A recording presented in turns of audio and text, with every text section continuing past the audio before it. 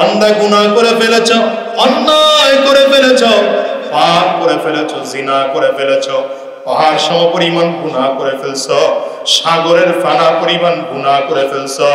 আমি রবের বড় পরিচয় আর রহমানির রহিম। পড়েন পড়েন, আর রহমানির রহিম, আর রহমানির রহিম, আর রহমানির রহিম। আল্লাহ পাকের পরিচয় আর রহমানির রহিম। আল্লাহ পাকের পরিচয় আমি আল্লাহ বড় দয়ালু, আমি আল্লাহ বড় মায়াবী। আমি আল্লাহর বড় পরিচয় আমি আল্লাহ দয়ালু, আমি আল্লাহ বড় মায়াবী। এজন্য আলহামদুলিল্লাহি রাব্বিল আলামিনের পরে সাথে সাথে আমি বলি আমি আল্লাহর দিকে ভয় পাবি না, ভয় পাবি না। যদিও জগৎ সমূহের রাগ, কিন্তু আমি আল্লাহর রাগান্বিত নই। আমি আল্লাহর রাগ আছে, আমি আল্লাহ পাকের রহমত আছে। তবে দেখুন আমি আল্লাহর রাগ যতটা বেশি, তার চেয়ে আমি আল্লাহর রহমত তার চেয়ে বেশি। আমি আল্লাহ পাকের নাম আছে জালাল, আমি আল্লাহ পাকের নাম আছে ইকরাম, আমি আল্লাহ পাকের নাম আছে কাহ্হার, আমি আল্লাহ পাকের নাম আছে জব্বার।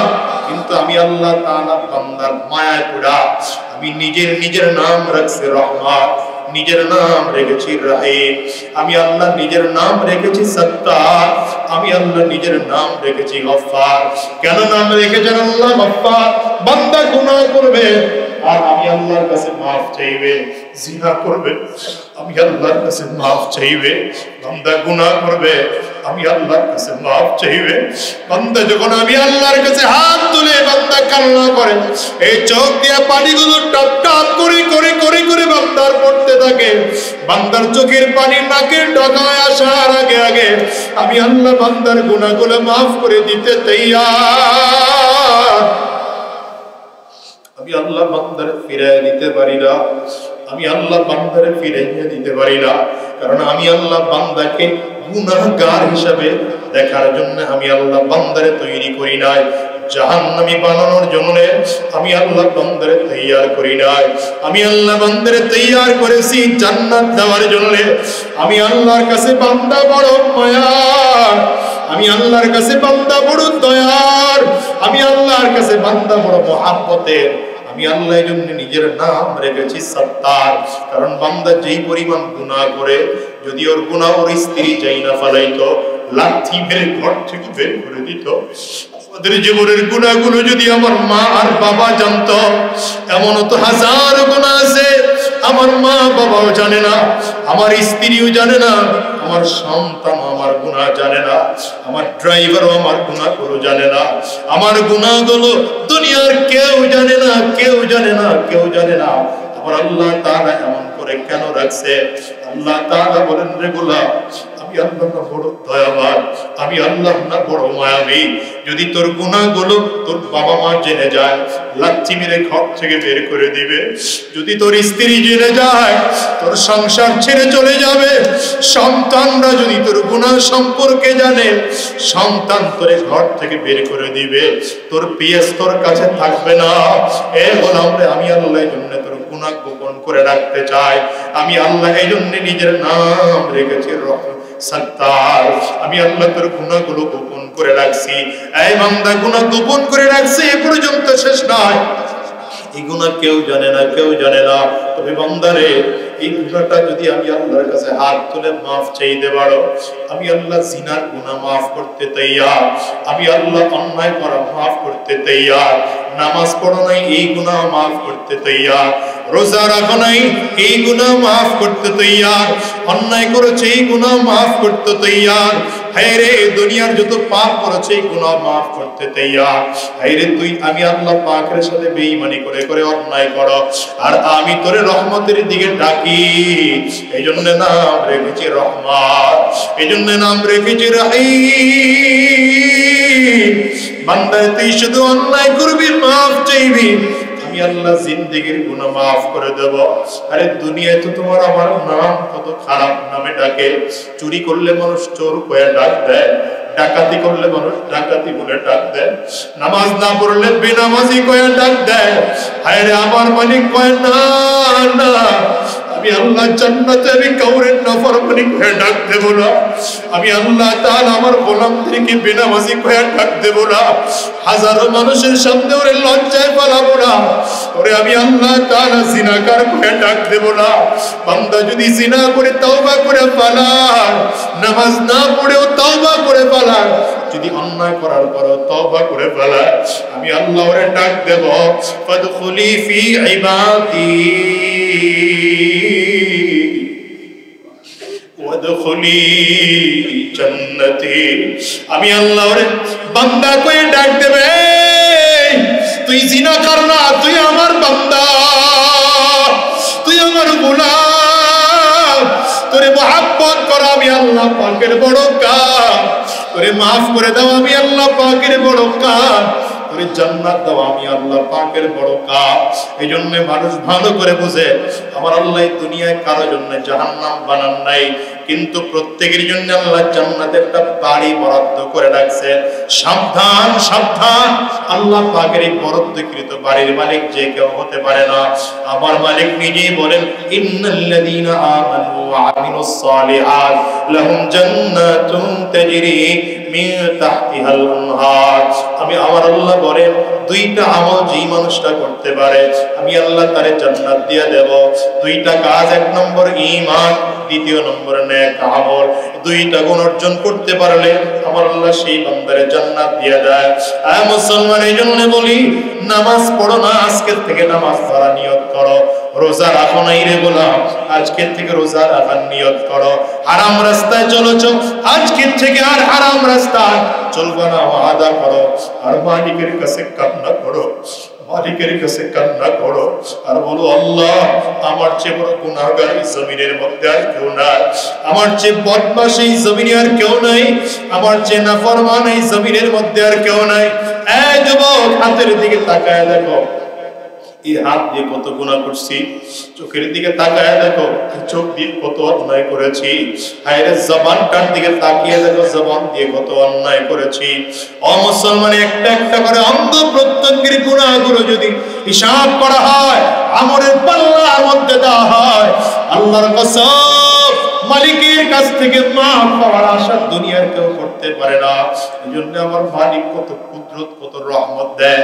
বান্দার চোখের পানি ফালায়া ফালায়া ফালায়া ফালায়া যখন জাহান্নামের ভয়ে কান্না করে, এই চোখের পানি আমার আল্লাহ তাআলা কুদরতের মাধ্যমে বোতলজাত করে। কিয়ামতের ময়দানে জাহান্নামের আগুন যখন বান্দার থেকে আসবে, ধাউ ধাউ ধাউ ধাউ করে করে আসবে, ৭০,০০০ ফেরেশতারা শিকল ধরে টান দিবে পেছন দিকে, জাহান্নামে ঠেকায় রাখতে পারবে না। নবীর কাছে আমার আল্লাহ তাআলা পানিটুকু দিবে, এই পানি জাহান্নামের মধ্যে মারলে জাহান্নাম পিছন দিকে চলে। তোমার আবার কবরে যে জাহান্নামের আগুন, ওটাও কিন্তু চোখের পানি ছাড়া নিভানো যাবে না।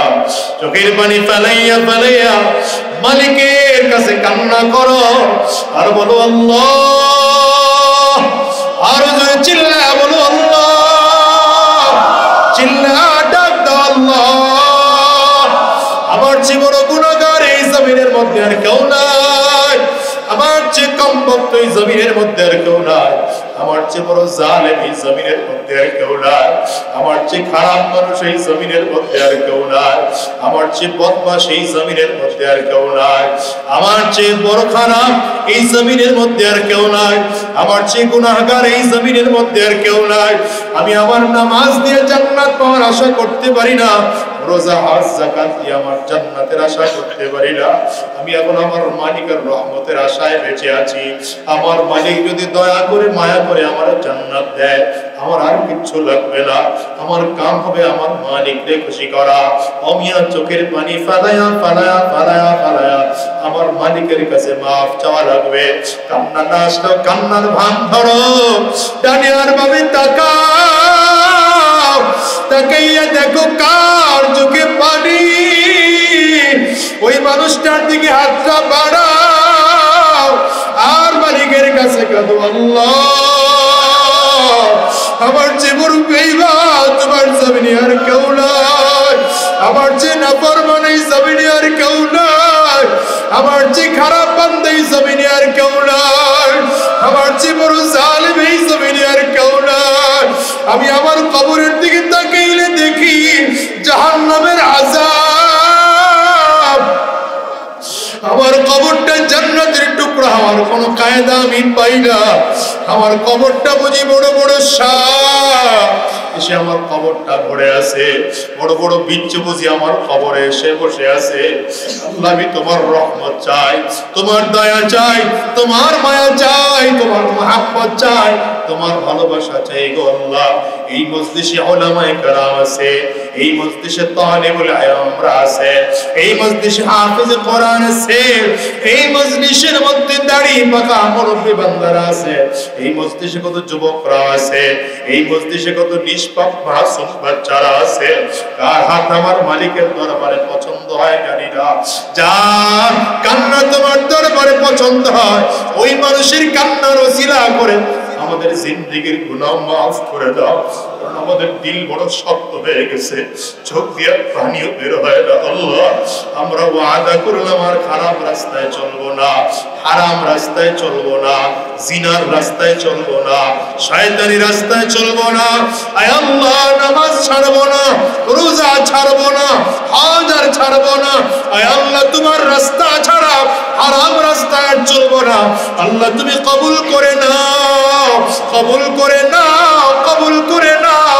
কারা কারা তৈয়ার আছে হাত তুলে আমার মালিকের একটু দেখাও, আমার মালিকের হাতটা উঁচা করে দেখাও, চিল্লায় মালিকের ডাক দাও। আল্লাহ, ছাড়বো না, আল্লাহর রোজা ছাড়বো না, ডাক দাও না মালিকের, বলো আল্লাহ আর নামাজ ছাড়বো না, আর রোজা ছাড়বো না, আর গুনাহ করবো না, আল্লাহ হারাম রাস্তায় চলবো না। আল্লাহ, এই বান্দার চোখের পানিগুলো কবুল করে নাও।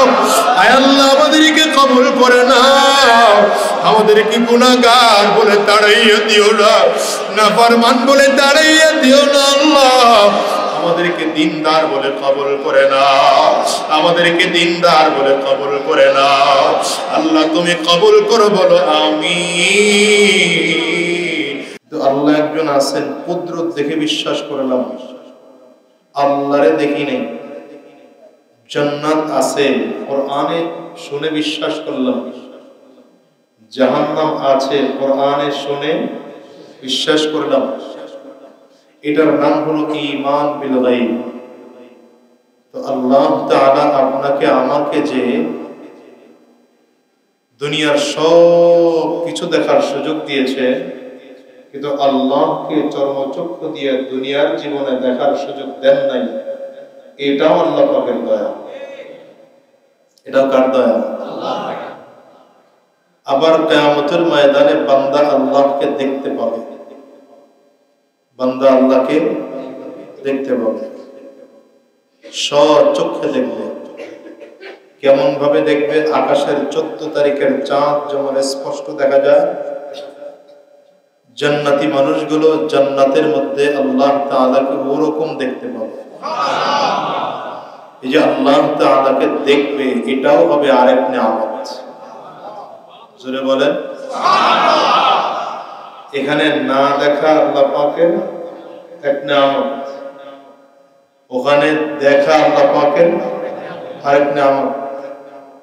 জান্নাতের মধ্যে হুর গিলমান, যত নাজ ও নিয়ামত থাকবে, সকল নাজ ও নিয়ামতের চেয়ে সবচেয়ে বেশি বড় নিয়ামত হবে রবের দিদার। কার দিদার? এই হুজুরকে নিয়ে আসে, সামনে আসতে,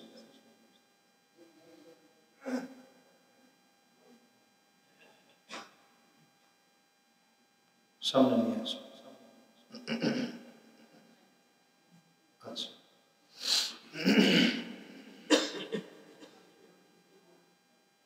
এখানে দেখা হলো না দেখা নিয়ামত, আর জান্নাতে বলেন না, জান্নাতে দেখা নিয়ামত, ঠিক না? দুনিয়ায় না দেখা নিয়ামত, ওখানে দেখা। আল্লাহ তাআলা বান্দাকে এই দয়া করছেন। দয়ার অবস্থানটা এত কঠিন, বান্দার কি কি দরকার সব আল্লাহ তাআলা না চাইতেও দিছেন। জায়গা দেন, আসতে জায়গা দেন।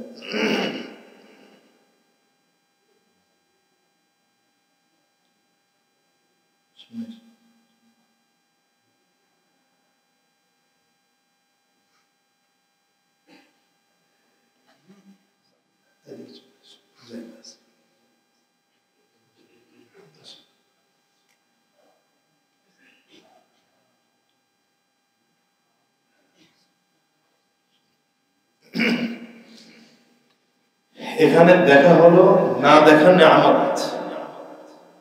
এখানে আল্লাহ তাআলাকে দেখা যায় না কেন? ঈমান মজবুত করার জন্য।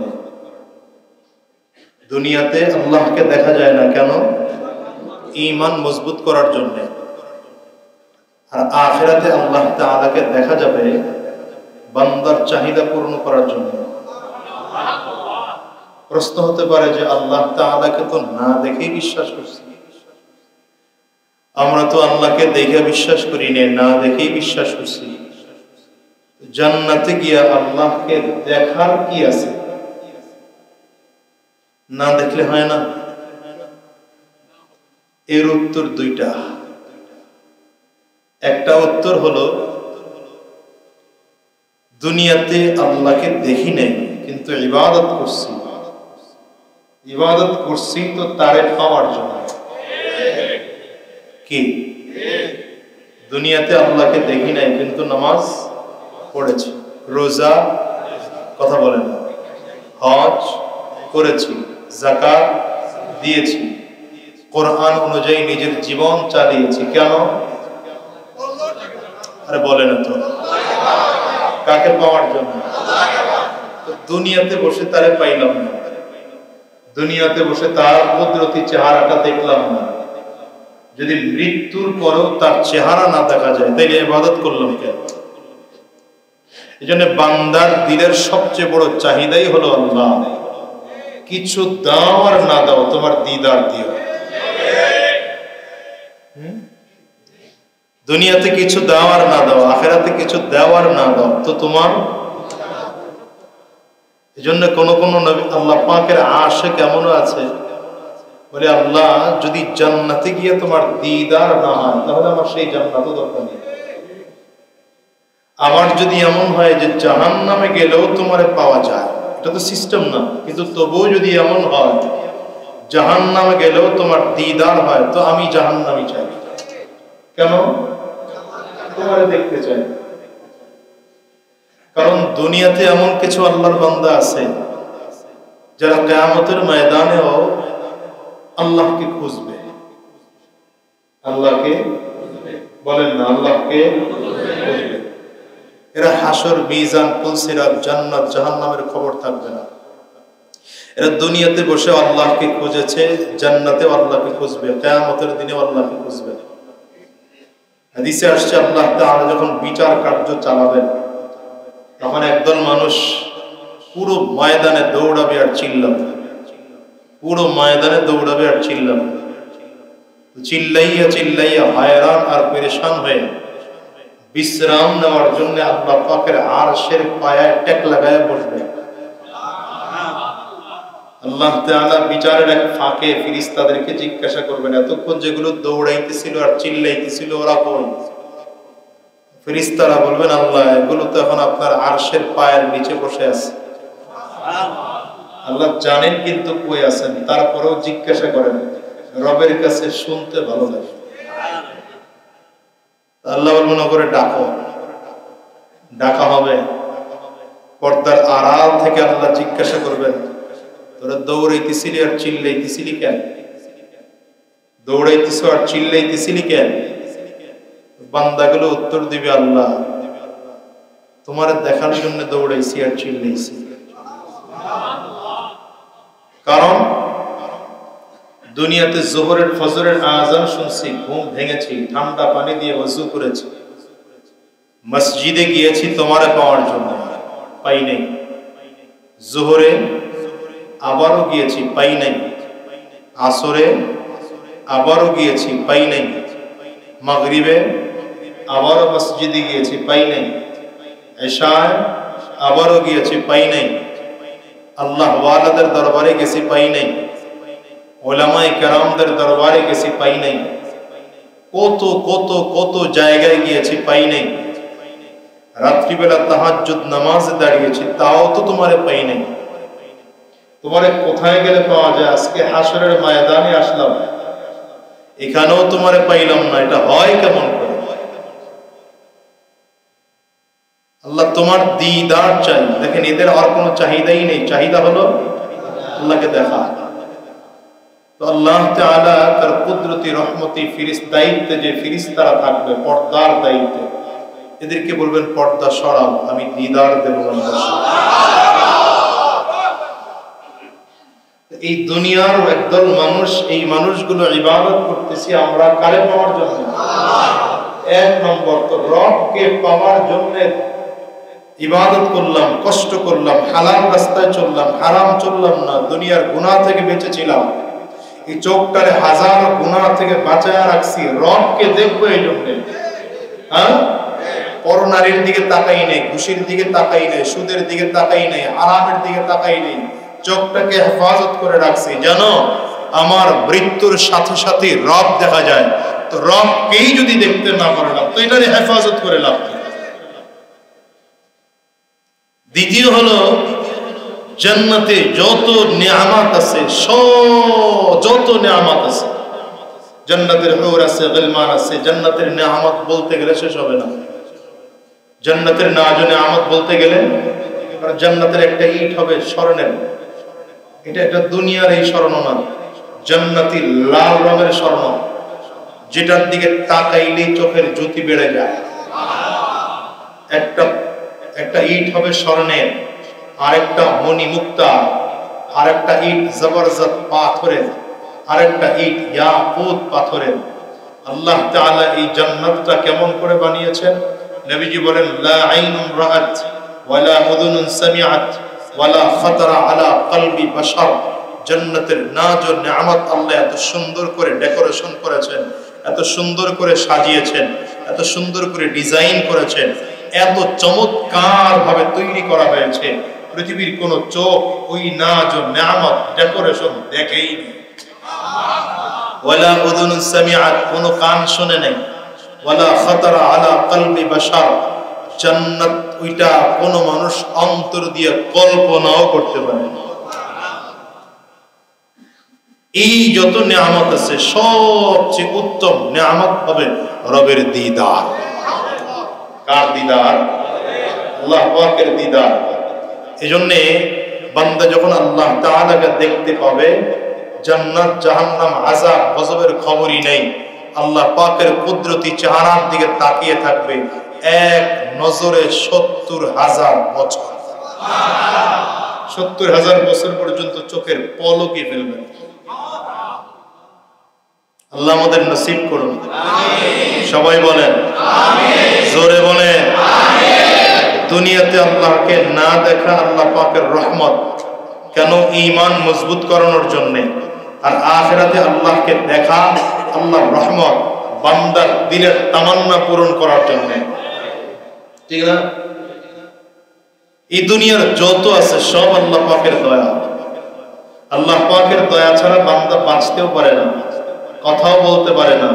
এই জন্য মাঝে মাঝে আল্লাহ কারো জবান বন্ধ করায়া দেখান, যে দেখ আমি আল্লাহ চাইলে চলতি জবানটারে বন্ধ করে রাখতে পারি। আল্লাহ পাকের দয়া ছাড়া চোখ দিয়ে দেখা সম্ভব না। এই জন্য মাঝে মাঝে দুনিয়ার মানুষের চোখটাকে অন্ধ বানায় দিয়া দেখান যে আমি আল্লাহ চাইলে বন্ধ করে রাখতে পারি। এই হাত আল্লাহ পাকের দয়া ছাড়া নাড়ানো সম্ভব না।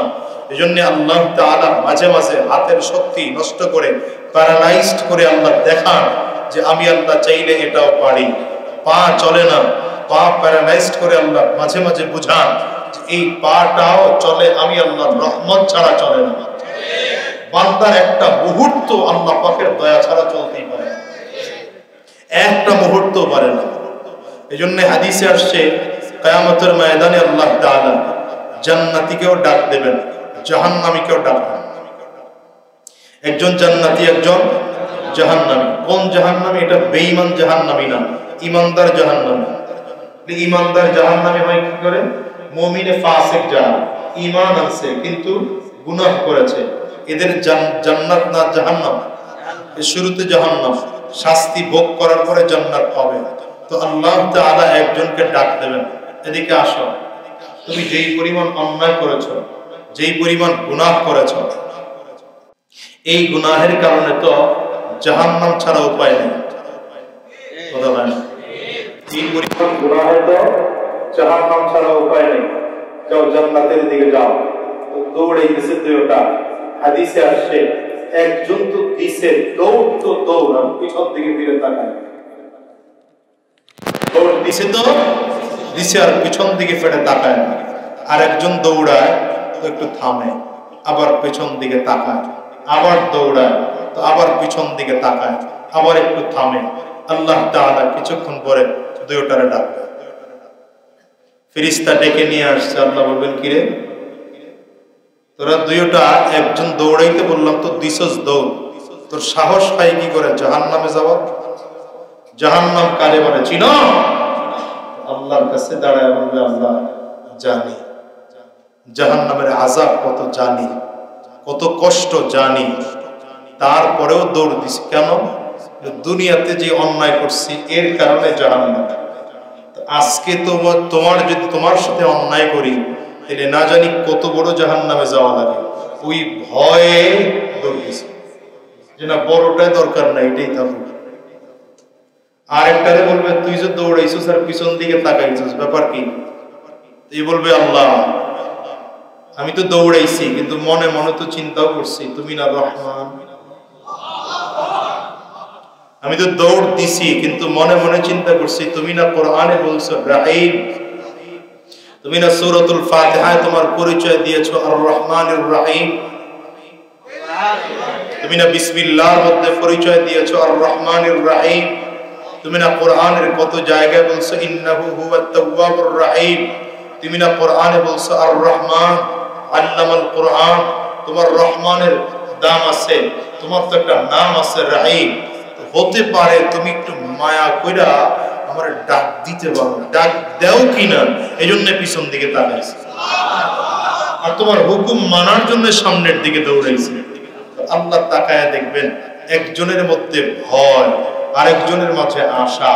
আল ঈমানু বাইনাল খাউফি ওয়ার রাজা, ঈমান তো এটার নাম, ভয় থাকবে আশাও থাকবে, ভয় থাকবে আশাও থাকবে, এটার মাঝামাঝি জায়গাটার নামই হচ্ছে ঈমান। তো আল্লাহ তাআলা বলবেন, একজনের মধ্যে জাহান্নামের আযাবের ভয় আছে, আমি আল্লাহ পাকের আযাবের ভয় আছে, আরেকজনের মধ্যে আমি আল্লাহ পাকের রহমতের আশা আছে, যা দুইটা জান্নাতে যা।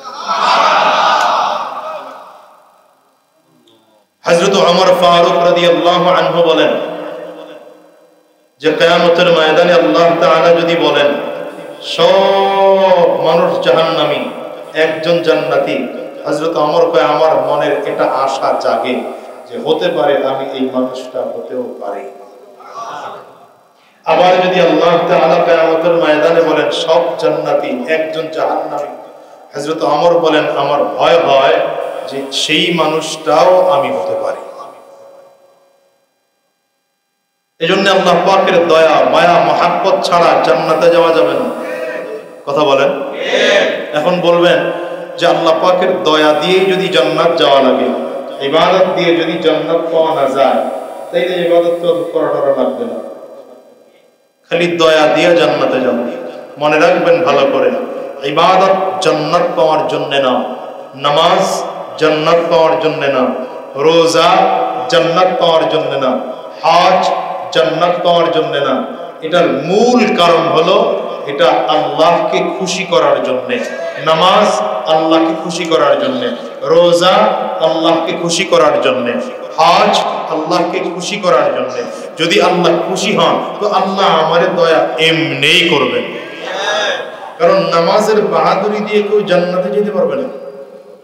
নামাজ আর ইবাদতের বাহাদুরি দিয়ে কেউ জান্নাতে যাওয়ার চিন্তাই করতে পারে না। বুখারী মুসলিমে সংক্ষিপ্ত হাদিস আছে, মুস্তাদরাকে হাকিম একটা বিস্তারিত হাদিস আছে এই বিষয়ে। বিস্তারিত হাদিসে নবী আলাইহিস সালাম বলেন, বনি ইসরাইলের একজন যুবক নির্ভেজাল ইবাদত করার জন্য লোকালয়ে ছেড়ে সাগরের দ্বীপের মধ্যে গিয়েছে। কোথায়? দ্বীপের মধ্যে গেছে। লোকালয়ে ইবাদত করতে আসে নাই। কেন? লোকালয়ে ইবাদত করলে কখনো কখনো ইবাদতে ডিস্টার্ব হয়, কখনো ইবাদতে কি হয়? ডিস্টার্ব হয়। এই জন্য ফরজ নামাজ আর তাহাজ্জুদের নামাজ নফল। তাহাজ্জুদের নামাজ কি? নফল। কিন্তু কখনো কখনো এই তাহাজ্জুদের নামাজের মূল্য রবের কাছে অনেক বেশি। কেন? এই যে ফরজ নামাজ পড়তে গিয়েও মাঝে মাঝে ডিস্টার্ব হয়। ওখানে তো তাহাজ্জুদের নামাজ যদিও নফল, এখানে আর কেউ থাকে না, আল্লাহ থাকে আর বান্দা। কে থাকে বলেন না? ওখানে আল্লাহ থাকে আর বান্দা থাকে। এখানে আর মাঝখানে কেউ থাকে না, আল্লাহর সাথে বান্দার ডাইরেক্ট কথা হয়। দুনিয়াতে এখন নামাজ পড়তেছি আমরা, এই যে মনে করেন এশার নামাজ পড়লাম, নির্ভেজাল ইবাদত করতে পারছি এমন গ্যারান্টি দেওয়া যায় না। লোকালয়ে নির্ভেজাল ইবাদত করা যায় না। আপনি খুব খুশু খুজুর সাথে নামাজে দাঁড়িয়েছেন, কিন্তু আপনার পাশে আরেকজন দাঁড়িয়েছে, ওনার মোবাইলের মধ্যে এমন আধুনিক রিংটোন লাগাইছে আর নামাজেও দাঁড়াইছে, তো আল্লাহর বান্দা কলও আসা শুরু হয়েছে। কথা না? আপনার নামাজের খুশু খুজু আর আছে না? শেষ, এক চোটে শেষ। ঠিক না? নির্ভেজাল ইবাদত করার জন্য আল্লাহর বান্দা লোকালয়ে ছেড়ে কোথায় গেছেন? দ্বীপের মধ্যে। এখন ওই দ্বীপের মধ্যে ফসল উৎপাদন করারও সুযোগ নাই, খাবার দাবারেরও ব্যবস্থা নাই, লোকজনও নাই। কেমনি কি হবে? আল্লাহ তাআলার ইবাদত করতেছে আল্লাহর বান্দা, ক্ষুধা লাগলে রবের কাছে কান্না করে। আল্লাহ তাআলা এক সময় তার ইবাদতে খুশি হইয়া তার জন্য দ্বীপের মধ্যে একটা কুদরতের মাধ্যমে ডালিম গাছের তৈরি করে দিয়েছে। কি তৈরি করে দিয়েছে? আল্লাহর বান্দার এখন ক্ষুধা লাগলে ডালিম গাছ থেকে ডালিম পাড়ে আর খায়, ক্ষুধা নিবারণ হয়, আবার ইবাদত করে। আবার ক্ষুধা লাগলে ডালিম পাড়ে খায়, ক্ষুধা নিবারণ হয়, আবার ইবাদত শুরু করে। তো এই সাগরের মধ্যে ক্ষুধা নিবারণের ব্যবস্থা হইল, তো লোনা পানি তো আর পান করা যায় না, কিন্তু পানি পান না করলেও তো মানুষ বাঁচতে পারে না। এখন আল্লাহ তাআলা এই বান্দার ইবাদতে খুশি হইয়া ওই সাগরের দ্বীপের মধ্যে মিষ্টি পানির ব্যবস্থাও করে দিয়েছে। এমন করে আল্লাহর বান্দা নির্ভেজাল ইবাদত করছে 500 বছর। কত বছর? বলেন কত বছর? 500 বছর নফল ইবাদত করছে, 500 বছর নির্ভেজাল ইবাদতে কাটায় দিয়েছে। আল্লাহর নবী বলেন, এই লোকটা যখন কিয়ামতের ময়দানে দাঁড়াবে, তো আল্লাহ তাআলা ফেরেশতাদেরকে বলবেন, ফেরেশতারা, আমি রবের রহমতে আর দয়ায় এই মানুষটারে জান্নাতে দিয়ে আসো। কার দয়ায়? অথচ লোকটার অ্যাকাউন্টে 500 বছরের নির্ভেজাল ইবাদত জমা আছে। আল্লাহ ইবাদতের বিনিময়ে বলেন নাই, আল্লাহ কি বলছে? আমি আল্লাহর দয়া। তো এখন এই বান্দা আল্লাহর কাছে বলবে, আল্লাহ আমার ইবাদত তো অ্যাকাউন্টে আছে, দয়া কেন? আমার ইবাদত তো অ্যাকাউন্টে আছে, দয়া কেন? ইবাদতের বিনিময়ে দাও না। সে তো মনে করছে 500 বছরের ইবাদত বিশাল ইবাদত। কথা বন্ধ। 500 বছরের ইবাদত বিশাল ইবাদত, তো এটা তো এই ইবাদতের ধাক্কাই তো জান্নাতে যাওয়া যাবে। তো আল্লাহ তাআলা বললেন, ঠিক আছে, তাহলে দেখি তোমার ইবাদতের পাওয়ার দিয়ে যাইতে পারো কিনা। আমার দয়ার দরকার নেই, ফেরেশতারা দেখো তো তাকে ইবাদতের পাওয়ারে জান্নাতে নেওয়া যায় কিনা। ফেরেশতারা রেডি করতেছে, জান্নাতে যাওয়ার কায়দা কানুনের ইবাদত আছে কিনা। আল্লাহ বললেন, ঠিক আছে, তুমি যাও, জান্নাতে যাওয়ার আগে তুমি যে আমার জবান, আমার দেওয়া জবান দিয়ে আমার নামের জিকির করছো, এই জবানটা তুমি বানাইছো না আমি আল্লাহ বানাইছি? হ্যাঁ, আপনারা বলেন এই জবানটা কে দিয়েছেন? আল্লাহ বলেন, এই জবান তো আমার দেওয়া। তুমি যে কপাল জমিনে ঠেকায় ঠেকায় ঠেকায় ঠেকায় সাজদা দিছ, এই কপালটাও তো তোমার না, এটাও তো আমি আল্লাহর বানানো। হাত দিয়ে দিয়ে হাত তুলে তুলে আমি আল্লাহর কাছে দোয়া করছো, হাত তো তুমি বানাও নাই, এটাও তো আমার দেওয়া। পা দিয়া হেঁটে হেঁটে হেঁটে হেঁটে তুমি পা দিয়া দাঁড়াইছো, নামাজ পড়েছো, শত শত রাকাত নামাজ পড়েছো, এই পাটাও তো তোমার দেওয়া না, এটাও তো আমি আল্লাহর দেওয়া। হ্যাঁ, হাই হাই, এমন করে করে তুমি যে 500 বছরে ক্ষুধা লাগলি ডালিম খাইছো, কত লক্ষ ডালিম খাইছো। তুমি যে 500 বছরে পানি পান করেছো, মিষ্টি পানি, কত লক্ষ গ্লাস মিষ্টি পানি পান করেছো, তুমি এটার হিসাব করে আমারে বিনিময় দিয়েছো। বুঝেন কি বলছেন? তো আল্লাহ তাআলা এখন ফেরেশতাদেরকে বলে, ফেরেশতারা দেখো তো হিসাব করে বিনিময় হয় কিনা। ফেরেশতারা হিসাব করে বলে, আল্লাহ এত কিছুর বিনিময় হবে না। ফেরেশতারা হিসাব করে বের করছে 1 গ্লাস পানি। কয় গ্লাস? আরে বুঝেন নাকি আপনারা? 1 গ্লাস পানির বিনিময় বের করা যায়। 1 গ্লাস পানির দাম কত? 500 বছরের ইবাদত এক পাল্লায় দিলে 1 গ্লাস পানির দাম হতে পারে। বুঝলেন না? কিছু বুঝলেন না, খালি শুনলেনই বাস। রবের দেওয়া 1 গ্লাস মিষ্টি পানির মূল্য বিনিময়ে যদি 500 বছরের ইবাদতের দাম হতে পারে, আল্লাহ বলেন তাহলে বাকিগুলো কি দিয়ে দিবা? বাকিগুলা কি দিয়ে দিবা? হ্যাঁ, এটা কার কথা বলতেছি? নির্ভেজাল ইবাদত করনে ওয়ালা 500 বছর এই লোকের কথা বলতেছি। এখন আপনার আমার অবস্থা, আপনার আমার কায়দা কারণ কি? কয়দিনের নির্ভেজাল ইবাদত আছে? নির্ভেজাল কয় রাকাত নামাজ আছে? নির্ভেজাল কয়টা রোজা আছে? নির্ভেজাল কয় টাকা দান আছে? এই আল্লাহর বান্দা তো 500 বছরের নির্ভেজাল ইবাদত দিয়েও জান্নাত পাওয়ার কাছেই যাইতে পারে নাই। এখন বলেন আপনি আমি ইবাদত দিয়ে কি করব? ইবাদত দিয়ে জান্নাত পাওয়ার এত আশা করা যায় না। আপনার আমার ইবাদত দিয়ে তো মোটেও না, কারণ সাহাবীদের নামাজ কোথায় আর আপনার আমার নামাজ কোথায় বলেন? আপনার আমার জীবনের টোটাল নামাজ যদি এক পাল্লায় দেন, আর আবু বকর সিদ্দিকের 1 রাকাতের একটা সাজদা যদি আর এক পাল্লায় দেন, সমান হবে? হ্যাঁ, কি কথা বলেন না তো? সমান হবে? হযরত আলী রাদিয়াল্লাহু আনহুর 1 রাকাত নামাজ আর আমার আপনার জিন্দেগীর ইবাদত সমান করেন তো।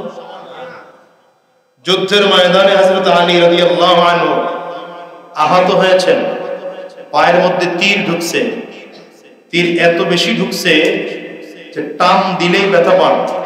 হযরত আলী রাদিয়াল্লাহু আনহু চিৎকার করে ওঠেন, আওয়াজ করে ওঠেন, ভাই আমারে এটা তীর দিয়ে টান দিস না, কলিজা ছিঁড়ে যায়। নবী দূর থেকে ইশারা করলেন, এখন টানাটানি করো না, এখন টানাটানি করো না, সুযোগ দাও। সুযোগ দিলেন। হযরত আলী রাদিয়াল্লাহু আনহু নামাজে দাঁড়িয়েছেন, বুঝেন নাকি? নামাজে দাঁড়িয়েছেন, নবীজি ইশারা করলেন নামাজের মধ্যে বের করো। 2 জন পাটাকে খুব মজবুত করে ধরেছে, আরেকজন তীরটাকে টান দিয়ে বের করেছে। হযরত আলী রাদিয়াল্লাহু আনহু দিব্যি নামাজ পড়তেছেন, টান দিয়ে বের করলে রক্ত পড়তেছে, রক্ত বন্ধ করা হলো, ওখানে কি বলে অপারেশন করা হলো, ব্যান্ডেজ লাগানো হলো। নামাজ শেষ হয়েছে। হযরত আলী রাদিয়াল্লাহু আনহু নামাজ শেষ করে পায়ের দিকে তাকায়া সাহাবীদেরকে প্রশ্ন করেন, আমার পায়ের তীর কোথায়?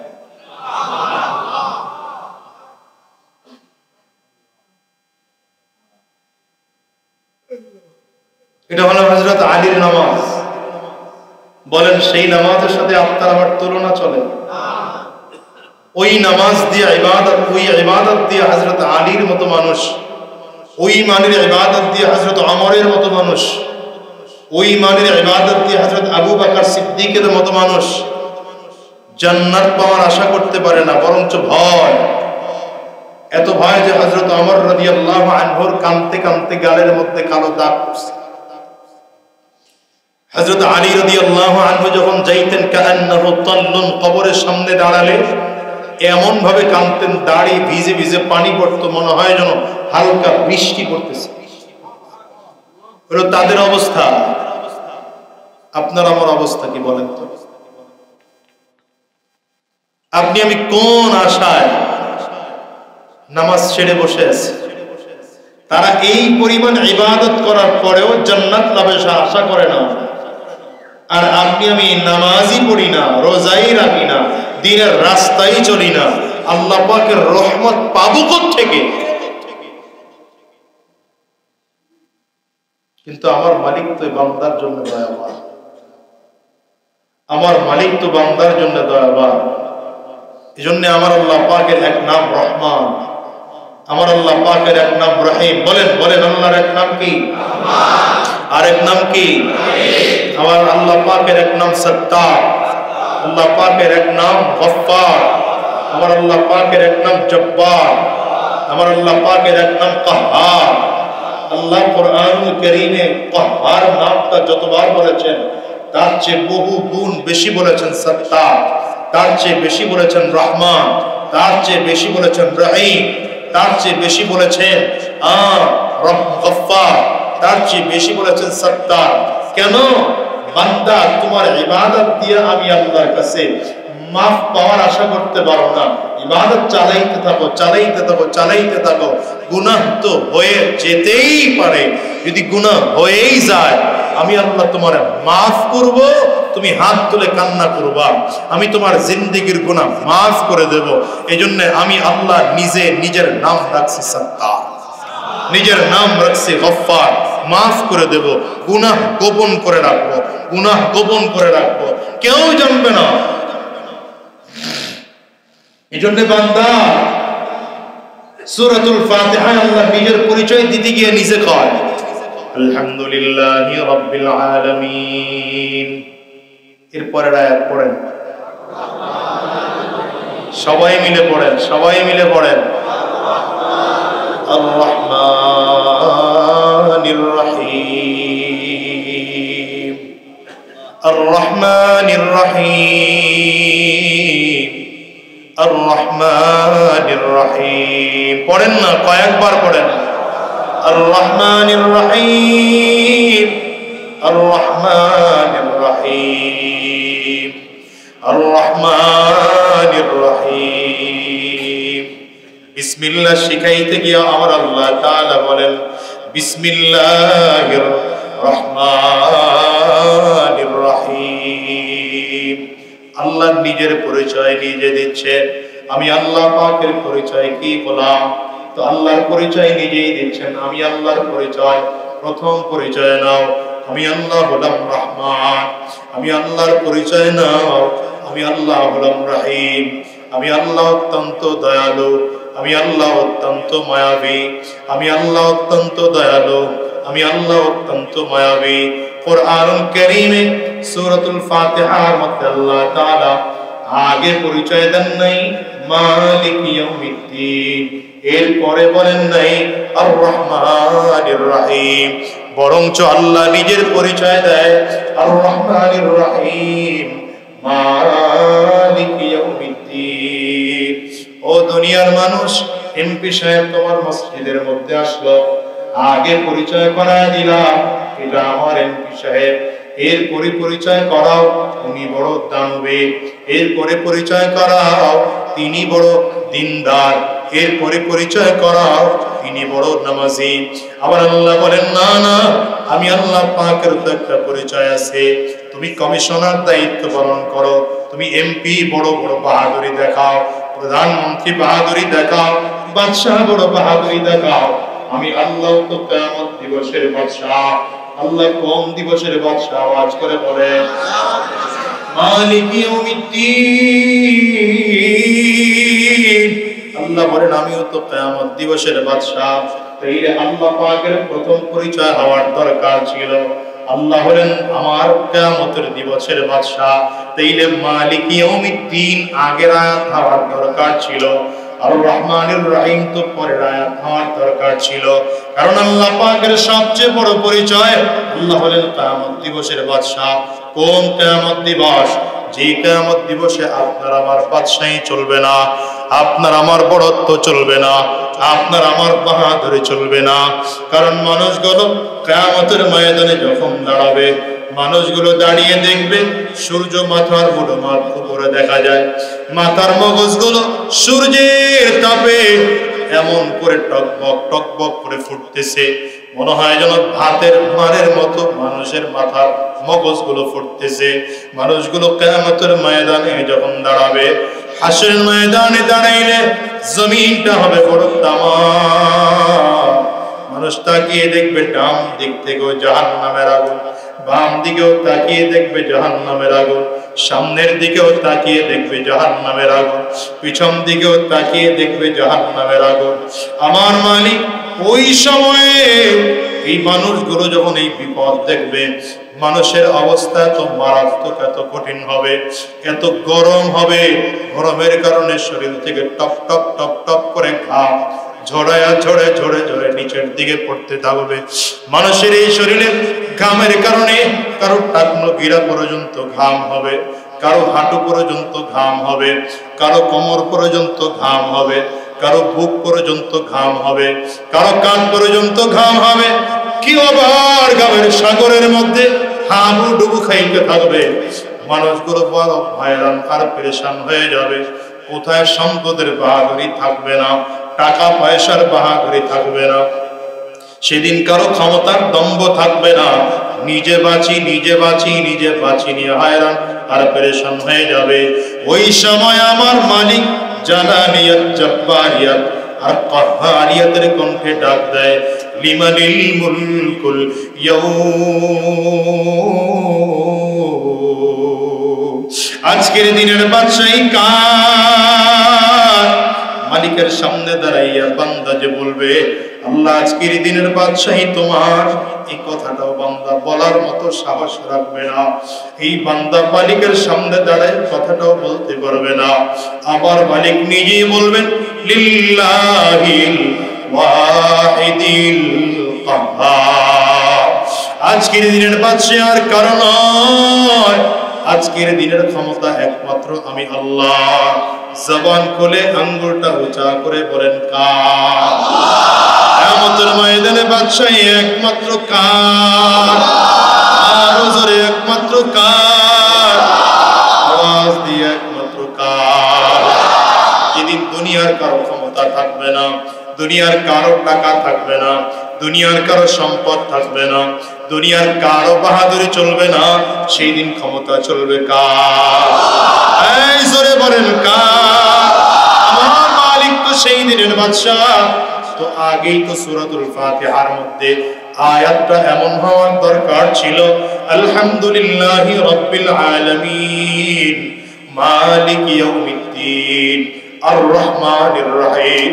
আমার মালিক কইরে গোলাম, না না, আয়াতটা এমন করে সাজাই নাই। কেন সাজাই নাই রে জানো রে গোলাম? যদি আমি আল্লাহ পাকের আগে পরিচয় দেই আমি কিয়ামত দিবসের বাদশা, তোর অন্তরের মধ্যে ভয় ঢুকে যেতে পারে। আমি আল্লাহর ব্যাপারে বান্দা ভয় রাখিস না। সাবাকাত গযাবি সাবাকাত রহমতি আলা গযাবি। আমি আল্লাহ পাকের রাগ আছে, আমি আল্লাহ পাকের রহমত আছে, তবে আমি আল্লাহ পাকের রাগের চেয়ে রহমতের পরিমাণ বেশি। এই জন্য আমি আল্লাহ তাআলা আমার প্রথম পরিচয় দিলাম আর রহমানির রহিম। আমি আল্লাহ বান্দার দিকে পরিচয় করায় দিলাম। বান্দা গুনাহ করে ফেলেছো, অন্যায় করে ফেলেছো, পাপ করে ফেলেছো, জিনা করে ফেলেছো, পাহাড় সম পরিমাণ গুনাহ করে ফেলছো, সাগরের ফানা পরিমাণ গুনাহ করে ফেলছো। আমি রবের বড় পরিচয় আর রহমানির রহিম। পড়েন পড়েন, আর রহমানির রহিম, আর রহমানির রহিম, আর রহমানির রহিম। আল্লাহ পাকের পরিচয় আর রহমানির রহিম। আল্লাহ পাকের পরিচয় আমি আল্লাহ বড় দয়ালু, আমি আল্লাহ বড় মায়াবী। আমি আল্লাহর বড় পরিচয় আমি আল্লাহ দয়ালু, আমি আল্লাহ বড় মায়াবী। এজন্য আলহামদুলিল্লাহ রাব্বিল আলামিনের পরে সাথে সাথে আমি বলি, আমি আল্লাহর দিকে ভয় পাবি না, ভয় পাবি না। যদিও জগৎ সমূহের রাগ, কিন্তু আমি আল্লাহর রাগান্বিত নই। আমি আল্লাহর রাগ আছে, আমি আল্লাহ পাকের রহমত আছে। তবে রে গোলাম, আমি আল্লাহর রাগ যতটা বেশি, তার চেয়ে আমি আল্লাহর রহমত তার চেয়ে বেশি। আমি আল্লাহ পাকের নাম আছে জালাল, আমি আল্লাহ পাকের নাম আছে ইকরাম, আমি আল্লাহ পাকের নাম আছে কাহ্হার, আমি আল্লাহ পাকের নাম আছে জব্বার। কিন্তু আমি আল্লাহ তাআলা বান্দার মায়ায় পড়া আমি নিজের নাম রাখছি রহমান, নিজের নাম রেখেছি রাহিম, আমি আল্লাহ নিজের নাম রেখেছি সত্তার, আমি আল্লাহ নিজের নাম রেখেছি গফফার। কেন নাম রেখেছেন আল্লাহ গফফার?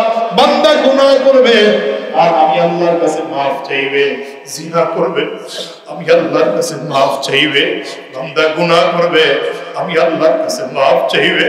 বান্দা যখন আমি আল্লাহর কাছে হাত তুলে বান্দা কান্না করে, এই চোখ দিয়ে পানিগুলো টপ টপ করে করে করে করে বান্দার পড়তে থাকে।